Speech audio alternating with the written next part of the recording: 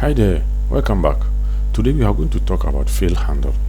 Fill handle is a feature in Excel that enables you to autocomplete a list in a row or a column by dragging it using your mouse.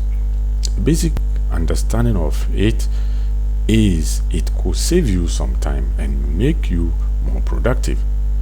Here we have a worksheet with two columns, product ID and product date. Let's go to the A2 cell. Let's first understand what the fill handle in Excel is.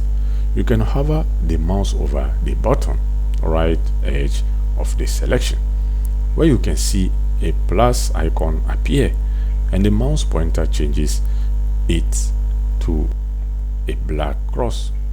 If I hold down with the left mouse button and drag it, Excel extends the series. You can see that it repeats the number 1. So if I want to repeat a value, I have to follow these techniques. Undo with Ctrl+Z.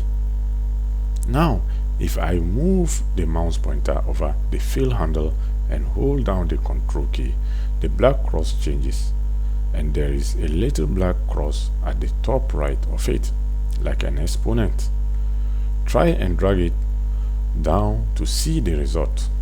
The data series extend 2, 3, 4 and so on. So if you want to extend the series, hold down the Ctrl key and drag it. Undo it again. Let's try to use a fill handle with dates. Go to cell B2 and hold down the left mouse and drag.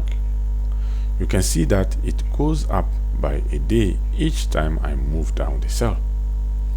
Now hold down the right key mouse and notice the autofill options button. Look at how many different options I have: copy cells, fill series, fill formatting, fill days, fill weekdays, fill month, and fill year. Try fill month and see the result now. So you can see that the autofill option button is a potent tool.